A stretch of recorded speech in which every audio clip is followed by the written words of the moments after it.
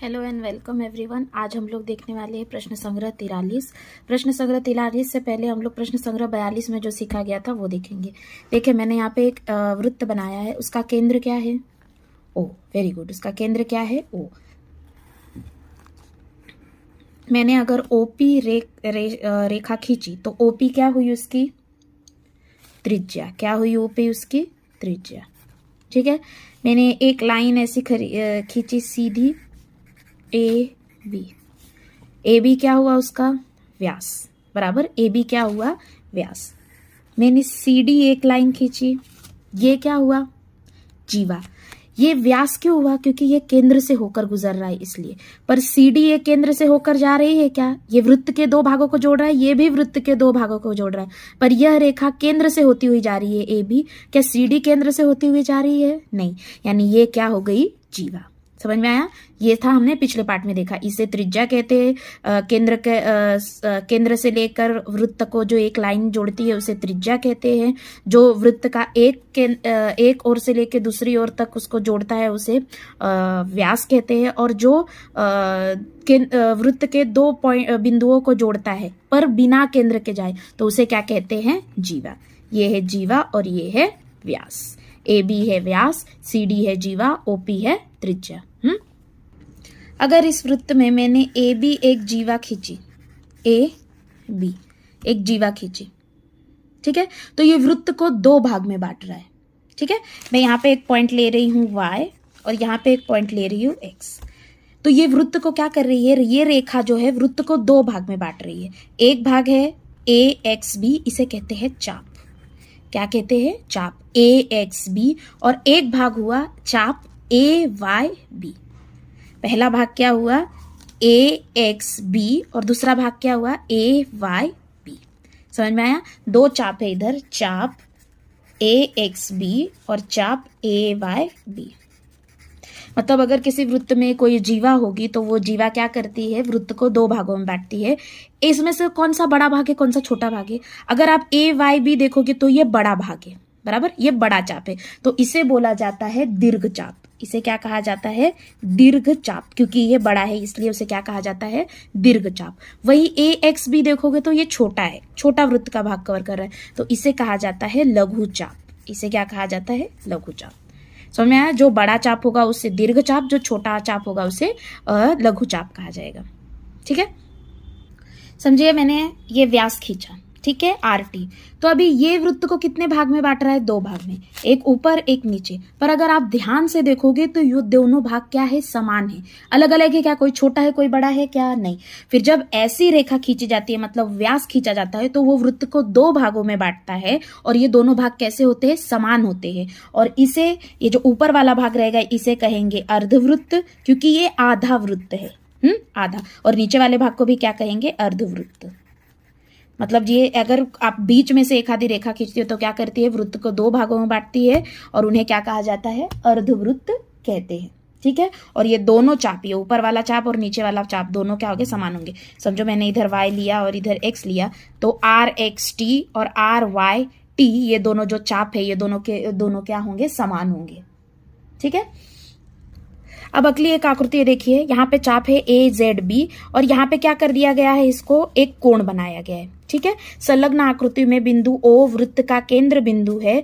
बिंदु ओ ही एओबी का कोण, एओबी का कोण, एओबी कहाँ है? देखिए एओबी, यानी यहाँ पे क्या बन रहा है? एक कोण। बीच वाले को हम लोग कोण बोलते हैं ना, तो एओबी एक क्या बन रहा है? कोण बन रहा है। जिस कोण का शीर्ष बिंदु क्या है? वृत्त का केंद्र बिंदु है, उसे कोण का क्या कहते हैं? केंद्रीय कोण। यानी केंद्र ने जो कोण बनाया होगा उसे क्या कहेंगे आप लोग? केंद्रीय कोण कहेंगे। ठीक है। चाप द्वारा बने केंद्रीय कोण का माप उस चाप के माप के बराबर होता है। यानी यहाँ पे अगर चाप, ये चाप अगर इसका माप अगर दिया होगा, समझो इसका माप 70 दिया है, तो केंद्रीय कोण का माप भी क्या होगा? 70। समझ में आया? मतलब जो केंद्रीय कोण का माप होगा वही उसके सामने वाले चाप का भी क्या होगा? माप होगा। ठीक है। अभी अगला है देखो लघु चाप का माप। अगर समझो आपको ये आकृति दी है और यहाँ पे ए ओ क्यू जो ये जो कोण है केंद्रीय कोण, इसका माप दिया गया है 70। तो अब भी हमने ऊपर क्या देखा, जो केंद्रीय कोण का माप होगा वही सामने वाले चाप का भी माप होगा। तो इसके सामने वाला चाप कौन सा है, ए वाई क्यू, यानी इसका माप भी क्या होगा, 70 डिग्री होगा। देखिए वही लिखा हुआ है माप, इसे क्या पढ़ा जाता है, माप चाप ए वाई क्यू बराबर कितना, 70 डिग्री। इसे कितना होगा, 70 डिग्री होगा। ठीक है। उसके बाद अगर आपको लघु चाप पता चल गया तो आपको दीर्घ चाप भी ज्ञात करते आएगा, और दीर्घ चाप का एक फॉर्मूला है, उसे याद रखिए। दीर्घ चाप का माप बराबर 360 माइनस संगत लघु चाप का माप। ठीक है। अभी इसमें देखिए लघु चाप कौन सा है, ए वाई क्यू, और दीर्घ चाप कौन सा है, ए एक्स बी एक्स क्यू। ये बड़ा वाला जो है ये क्या है, दीर्घ चाप है, और ये वाला क्या है, लघु चाप है। ठीक है। लघु चाप का माप 70 डिग्री है, तो हमें दीर्घ चाप का माप ज्ञात करना है, समझिए ए एक्स वाई क्यू का। तो उसे कैसे ज्ञात करेंगे, ये फॉर्मूला से 360 माइनस संगत लघु चाप का माप।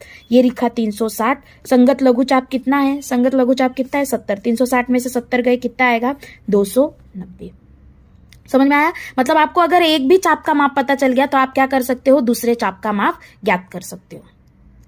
समझ में आ गया। और देखिए अब पूरे वृत्त का जो चाप रहता है उसका माप होता है, पूर्ण वृत्त का माप कितना होता है, 360 डिग्री होता है। ये पूरे वृत्त का माप कितना होता है, 360 डिग्री होता है। ठीक है। अर्धवृत्त का माप हम लोग आधा आधा कर सकते हैं, मतलब 360 का आधा आधा कितना होगा, 180 180। समझ में आया।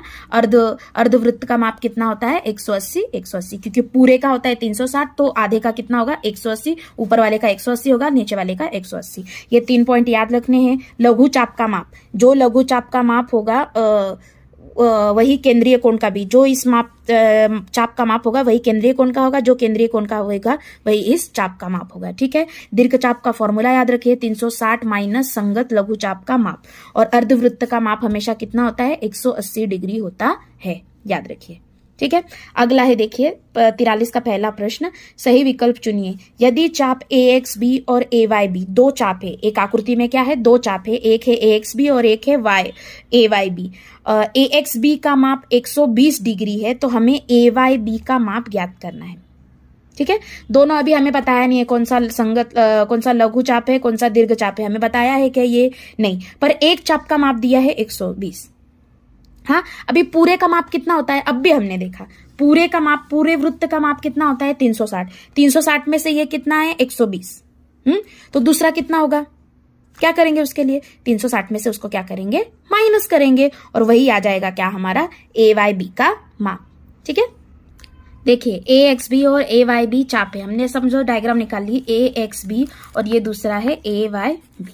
ए एक्स बी का माप कितना दिया गया है आपको, 120। इसका माप कितना है, 120। आपको ए वाई बी इस चाप का माप निकालना है। हमें पूरे का माप कितना है, 360 हमें पता है, तो हमें इन दोनों का योग का आना चाहिए, क्योंकि दो ही चाप है, एक ए वाई बी है और ए एक्स बी है। तो ए माप चाप ए एक्स बी प्लस ए वाई बी बराबर कितना आएगा, 360 आएगा, पूरे वृत्त का माप। ठीक है। देखिए माप चाप ए एक्स बी प्लस माप चाप ए वाई बी कितना आएगा, 360, क्योंकि दो ही चाप है और पूरे वृत्त का चाप हमें पता है कितना, 360 है। अभी ए एक्स बी का माप कितना दिया गया है, 120। ए वाई बी का पता है क्या हमें, नहीं, तो हम उसे एक्स लिखेंगे, और ये रहा 360। अभी हमें पता है एक्स की कीमत निकालनी है, तो हम एक्स को इधर ही रहने देंगे। ये 120 प्लस में है, उस तरफ जाएगा तो किस में आएगा, माइनस में। 360 माइनस 120 कितना आया, 240। कितना आया, 240। कौन सा उत्तर है, 240, तीसरा। ठीक है, तीसरा। ठीक है। अगला है देखो, संलग्न आकृति, आपको एक आकृति दी गई है। ओ केंद्र वाले वृत्त में वृत्त के कुछ वृत्तखंड दिए गए हैं, इनमें से वृत्त के लघु चाप, दीर्घ चाप और अर्धवृत्त के नाम लिखो। तो हम क्या करेंगे, एक लघु चाप, एक दीर्घ चाप और एक अर्धवृत्त का नाम लिखेंगे। ठीक है। आकृति आपके सामने दिख रही है। सबसे पहले मुझे बताइए लघु चाप कौन सा है। आकृति को ध्यान से देखिए, लघु चाप, इसमें टोटल कितने चाप है मैं आपको बता देती हूँ। पहला चाप है देखिए ये पी एक्स क्यू। ठीक है। दूसरा चाप क्या है, क्यू वाई आर, ये चाप है। ठीक है। इसमें से लघु चाप कौन सा है, छोटा वाला चाप कौन सा है, ये पी एक्स क्यू। तो लघु चाप क्या होगा, चाप पी एक्स क्यू।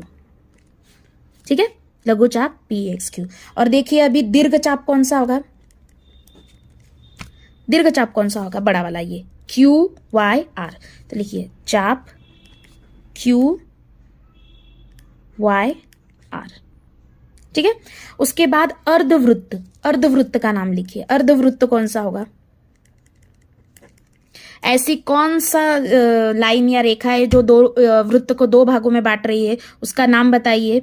एक तो अर्धवृत्त होगा, देखिए क्यू वाई आर, या फिर क्या हो सकता है क्यू टी आर, क्योंकि ये देखो ये दोनों को क्या कर रहा है, आधे आधे भाग में बांट रहा है।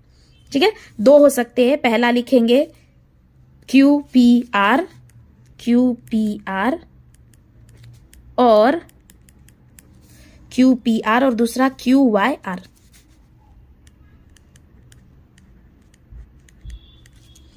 Q Y R. ठीक है, अगला प्रश्न, संलग्न आकृति में ओ केंद्र वाले वृत्त में लघु चाप पी एक्स क्यू का माप 110 है। उन्होंने पहले ही बता दिया कि पी एक्स क्यू ये लघु चाप है और इसका माप कितना है 110। तो हमें दीर्घ चाप पी वाई क्यू, देखिए ये भी एक दीर्घ चाप है। हाँ, जरूरी नहीं है कि सिर्फ एक ही दीर्घ चाप हो, दीर्घ चाप बहुत सारे हो सकते हैं। तो उन्होंने क्या बोला है, दीर्घ चाप पी वाई क्यू का माप याद करो। अभी आपको दीर्घ चाप का फॉर्मूला पता है, दीर्घ चाप का माप बराबर कितना है 360 माइनस लघु चाप का माप। ठीक है, हम पहले फॉर्मूला लिख लेंगे। दीर्घ चाप का माप हमें नहीं पता, लघु चाप पी एक्स क्यू का माप पता है 110। फॉर्मूला लिख लिया मैंने, दीर्घ चाप का माप बराबर 360 माइनस संगत लघु चाप का माप 360 लिख लिया। लघु चाप का माप कितना है 110, माइनस कीजिए कितना आएगा 250। ठीक है, दीर्घ चाप का माप क्या आएगा 250। ये हो गया पहले का उत्तर, ये हो गया दूसरे का उत्तर। लघु चाप और दीर्घ चाप और आ सकते हैं, ज्यादा आ सकते हैं, जरूरी नहीं है। ये अर्धवृत्त का और ये है तीसरे का उत्तर। मिलते हैं अगले लेक्चर में अगले पाठ के साथ, तब तक के लिए थैंक यू फॉर वॉचिंग।